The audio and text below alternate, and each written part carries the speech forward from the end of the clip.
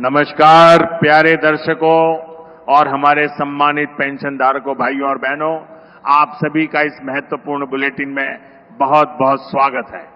दोस्तों, आज का ये सेगमेंट खास है क्योंकि आज हम आपके लिए लेकर आए हैं देश भर के लाखों पेंशन धारकों और करोड़ों निजी क्षेत्र के कर्मचारियों से जुड़ी एक ऐसी ब्रेकिंग न्यूज जिसका लंबे समय से इंतजार किया जा रहा था। जी हां, कर्मचारी भविष्य निधि संगठन यानी एफओ ने एक ऐतिहासिक फैसला लेते हुए एक बड़ा अपडेट जारी किया है। सुर्खियां बन रही हैं खबरें कि साल 2026 अब तक के सबसे बड़े पेंशन सुधारों का गवाह बनने वाला है। चर्चा है कि न्यूनतम पेंशन को बढ़ाकर 7,500 रुपए किए जाने की राह लगभग साफ हो गई है। लेकिन इतना ही नहीं, इसके साथ ही एफओ की मौजूदा 15,000 रुपए की वेतन सीमा सैलरी सीलिंग में भी बड़ा बदलाव होने जा रहा है, जिसका सीधा और सबसे ज्यादा फायदा प्राइवेट सेक्टर के उन तमाम कर्मचारियों को मिलेगा जो आज तक इस दायरे से बाहर थे। तो दोस्तों, आखिरकार ये 7,500 रुपए की न्यूनतम पेंशन कब से लागू होगी और किन किन पेंशनर्स को इसका लाभ मिलेगा? इसके अलावा 15,000 रुपए की वेतन सीमा को बढ़ाकर अब कितना किया जाएगा ताकि निजी क्षेत्र के अधिक से अधिक कर्मचारी ईपीएफओ के सुरक्षा घेरे में आ सके? ये सारे सवाल आज इस वीडियो में साफ होंगे। साथ ही साथ हम बात करेंगे एक और बहुत बड़ी खबर की जो सीधे तौर पर देश के सभी सरकारी कर्मचारियों और पेंशनर से जुड़ी हुई है। जी हां, 8वें वेतन आयोग 8 पे कमीशन को लेकर जो अपडेट आया है उसने सबकी उम्मीदें और बढ़ा दी है। आयोग में हाल ही में हुई नई नियुक्तियों और 3 बड़े फैसलों ने साफ कर दिया है कि सरकारी कर्मचारियों की सैलरी और पेंशन में जो उछाल आने वाला है वो सच में बहुत बड़ा होगा।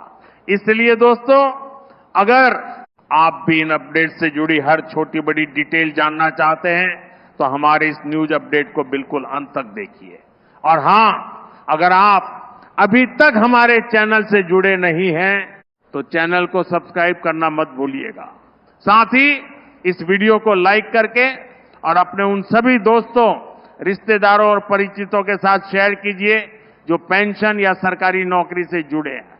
तो देर किस बात की, चलिए सीधा पड़ताल करते हैं उन तमाम बड़ी खबरों की जो आपके लिए बहुत काम की हैं। सबसे पहले शुरू करते हैं उस धमाकेदार खबर से जो एफओ यानी कर्मचारी भविष्य निधि संगठन ने दी है। पिछले कुछ दिनों में सरकार की ओर से जो संकेत मिले हैं उनके मुताबिक बहुत जल्द देश में न्यूनतम पेंशन की राशि को बढ़ाकर 7,500 रुपए कर दिया जाएगा। ये फैसला उन लाखों पेंशनर्स के लिए किसी वरदान से कम नहीं होगा जो मौजूदा समय में महंगाई की मार झेल रहे हैं। अभी तक जो पेंशन की राशि थी वो बढ़ती हुई कीमतों के सामने काफी कम पड़ रही थी, लेकिन अब सरकार ने इस दिशा में ठोस कदम उठाते हुए इसे बढ़ाने का मन बना लिया है। ये बदलाव खास तौर पर प्राइवेट सेक्टर के उन कर्मचारियों के लिए गेम चेंजर साबित हो सकता है जिनकी रिटायरमेंट के बाद कोई निश्चित आय नहीं होती। दरअसल प्राइवेट सेक्टर में पेंशन योजनाएं अक्सर उतनी मजबूत नहीं होती जितनी सरकारी क्षेत्र में होती हैं। ऐसे में एफओ की ये पहल सेवानिवृत्त कर्मचारियों को एक सामाजिक सुरक्षा प्रदान करती है। 7,500 रुपए की ये राशि भले ही किसी बड़े शहर में रहने वाले व्यक्ति के लिए काफी न लगे, लेकिन छोटे शहरों और कस्बों में ये किसी बुजुर्ग दंपति के लिए बुनियादी जरूरतें पूरी करने के लिए पर्याप्त साबित हो सकती है। इससे उन्हें अपने दैनिक खर्चे जैसे कि दवाइयां राशन और छोटे मोटे बिल चुकाने में बड़ी राहत मिलेगी। ये फैसला उन बुजुर्गों के चेहरे पर मुस्कान ला सकता है जो आजीवन मेहनत करने के बाद भी अपने बुढ़ापे में आर्थिक तंगी का सामना कर रहे थे। अब बात करते हैं उस दूसरे बड़े बदलाव की, जो एफओ की 15,000 रुपए की वेतन सीमा से जुड़ा है। अब तक एफओ की पेंशन योजना का लाभ उन्हीं कर्मचारियों को मिल पाता था जिनका मूल वेतन 15,000 रुपए प्रतिमाह से कम था। लेकिन अब सरकार इस सीमा को बढ़ाने जा रही है। इसका सीधा मतलब यह है कि अब जिन कर्मचारियों की सैलरी 15,000 से ज्यादा है, वे भी एफओ की पेंशन योजना के दायरे में आ जाएंगे और उनके लिए बेहतर पेंशन की राह खुलेगी। इस वेतन सीमा को बढ़ाने का असर बहुत व्यापक होगा। इससे न सिर्फ ज्यादा कर्मचारी योजना में शामिल होंगे, बल्कि जो पहले से शामिल हैं, उनकी पेंशन की राशि भी बढ़ेगी। उदाहरण के लिए, अगर किसी कर्मचारी की सैलरी 25,000 रुपए है और वह अब इस योजना में शामिल होता है, तो उसके और उसके नियोक्ता दोनों का योगदान बढ़ेगा, जिससे रिटायरमेंट के बाद उसे अच्छी खासी पेंशन मिल सकेगी। ये एक तरह से भविष्य को सुरक्षित करने का एक मजबूत जरिया बन जाएगा। हालांकि इसके साथ ही कुछ चुनौतियां भी सामने आ रही है। विशेषज्ञों का मानना है कि इस वेतन सीमा में बढ़ोतरी से छोटे व्यवसायों और स्टार्टअप्स पर अतिरिक्त वित्तीय बोझ बढ़ सकता है। छोटे उद्यमी जो पहले से ही अपना कारोबार चलाने के लिए जूझ रहे हैं, उनके लिए हर महीने कर्मचारियों के एफओ खाते में ज्यादा योगदान करना एक मुश्किल काम हो सकता है। इससे कुछ नियोक्ता कर्मचारियों को एफओ में शामिल करने से कतरा सकते हैं या फिर वे कर्मचारियों की सैलरी ही कम कर सकते हैं, जिससे मकसद पर पानी फिर जाएगा। इसलिए सरकार को यह भी सुनिश्चित करना होगा कि इस बदलाव का बोझ सिर्फ कर्मचारियों या छोटे व्यवसायों पर न पड़े, बल्कि इसे संतुलित तरीके से लेकर करके संपन्न पड़े, लागू किया जाए। दोस्तों, इस पूरे मुद्दे का एक और पहलू है। न्यूनतम पेंशन बढ़ाने और वेतन सीमा में विस्तार करने के इस फैसले से भविष्य में पेंशन योजनाओं में और सुधार की संभावनाएं भी बढ़ गई है। ये कदम सरकार की उस मंशा को दर्शाता है जिसमें वह सेवानिवृत्त कर्मचारियों के जीवन स्तर को ऊपर उठाना चाहती है। अगर ये प्रयोग सफल रहता है तो आने वाले समय में पेंशन की राशि को महंगाई दर से जोड़ने जैसे और भी क्रांतिकारी कदम उठाए जा सकते हैं। इससे यह सुनिश्चित होगा कि समय के साथ पेंशन की कीमत कम न हो, बल्कि उसकी क्रय शक्ति बनी रहे। लेकिन इसके लिए यह भी जरूरी है कि योजना का क्रियान्वयन पूरी पारदर्शिता के साथ हो। हर उस कर्मचारी तक इसका लाभ पहुंचे जो इसका हकदार है। अगर ऐसा नहीं हुआ तो सामाजिक और आर्थिक असमानता और गहरी हो सकती है। इस बीच हम ये भी देख रहे हैं कि ये सुधार कुछ सीमाओं से भी घिरे हैं। जैसा कि हमने पहले कहा, 7,500 रुपए की पेंशन दिल्ली, मुंबई जैसे महानगरों में रहने वाले एक व्यक्ति के लिए बेहद अपर्याप्त है। वहां एक छोटे से कमरे का किराया ही इस रकम से ज्यादा हो सकता है।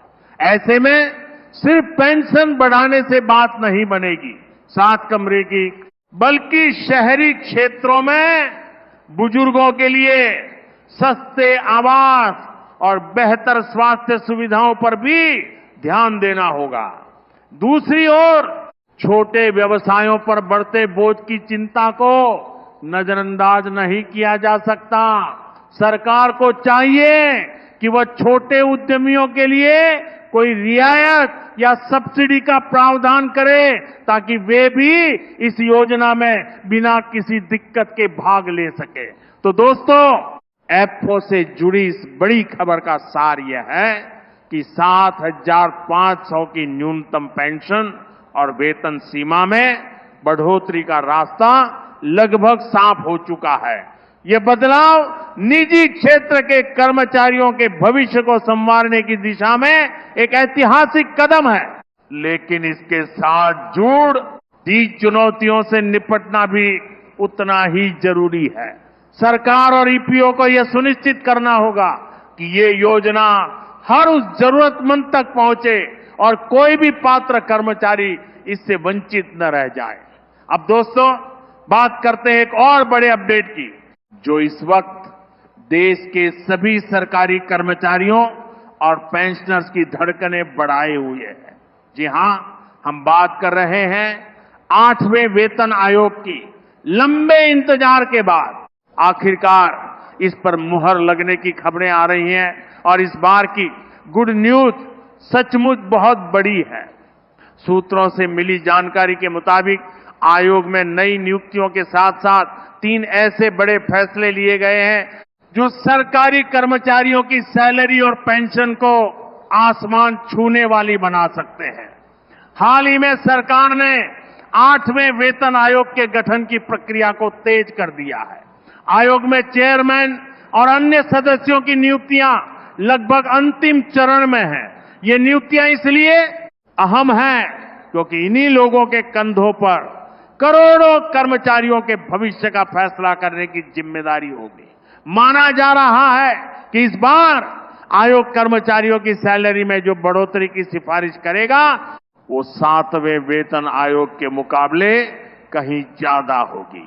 8वें वेतन आयोग से जुड़ी जो 3 बड़ी अपडेट सामने आई है, उनमें सबसे पहली है न्यूनतम सैलरी और फिटमेंट फैक्टर में भारी बढ़ोतरी की संभावना।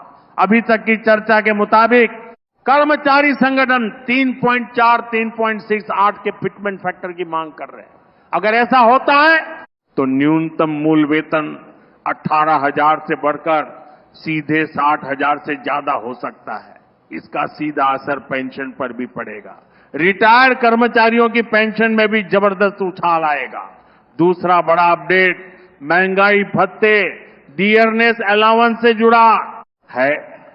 आपको बता दें कि 8वें वेतन आयोग के लागू होने से पहले ही 50% के आंकड़ को पार कर जाएगा।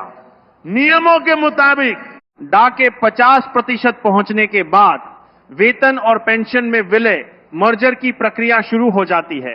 ऐसे में आयोग के सामने यह एक बड़ी चुनौती होगी कि वह इस मर्जर को कैसे लागू करता है और इसका असर कर्मचारियों की सैलरी पर कितना पड़ता है कि कितना समय ने काम खा सकती है। वहां सामे ने कहा कि कितना समय ने कहा कि कितना पड़ता है। टीसी विस्तार की ऐसी मर्जर के पता है कि इतना समय ने कहा कि इतना समय ने कहा कि इतना समय ने कहा कि इतना समय ने कहा कि इतना समय ने कहा कि इतना समय ने कहा कि इतना समय ने कहा है। तीसरा और शायद सबसे महत्वपूर्ण अपडेट यह है कि सरकार ने आयोग के काम करने का तरीका और उसका दायरा तय कर दिया है। इस बार का वेतन आयोग सिर्फ सैलरी और पेंशन बढ़ाने तक सीमित नहीं रहेगा, बल्कि वह कर्मचारियों की कार्यक्षमता, प्रोडक्टिविटी को बेहतर बनाने, तकनीकी बदलावों के हिसाब से खुद को ढालने और भ्रष्टाचार मुक्त कार्य प्रणाली सुनिश्चित करने पर भी जोर देगा। इसका मतलब यह है कि सरकार चाहती है कि कर्मचारियों को बेहतर वेतन तो मिले, लेकिन साथ ही वे अपने काम को और ज्यादा प्रभावी और पारदर्शी बनाए। दोस्तों, ये सारी खबरें मिलकर यही संकेत दे रही हैं कि साल 2026 देश के कर्मचारियों और पेंशनर्स के लिए सुनहरे साल की तरह आने वाला है। एक तरफ ईपीएफओ अपने दायरे को बढ़ाकर निजी क्षेत्र के कर्मचारियों को सुरक्षा कवच देने जा रहा है, तो दूसरी तरफ 8वां वेतन आयोग सरकारी कर्मचारियों की किस्मत चमकाने के लिए पूरी तरह तैयार है। लेकिन जैसा कि हमने पहले भी कहा, उम्मीदों के इस आकाश में सच्चाई की जमीन भी मजबूत होनी चाहिए। इन सभी योजनाओं का असली फायदा तभी मिलेगा जब इन्हें सही तरीके से और समय पर लागू किया जाएगा। इसलिए दोस्तों, हम सभी को इन विकासों पर नजर बनाए रखनी होगी। हमारी कोशिश रहेगी कि हम आपको इन सभी योजनाओं की हर छोटी से छोटी जानकारी, हर नया अपडेट सबसे पहले और सबसे सटीक रूप से देते रहें। आप सभी हमारे साथ बने रहिए। अपने पेंशनर मित्रों को ये वीडियो जरूर भेजिए ताकि उन्हें भी पता चले कि उनके हक के लिए क्या क्या हो रहा है। एक बार फिर से आप सबका बहुत बहुत धन्यवाद। अगले अपडेट तक के लिए जय हिंद।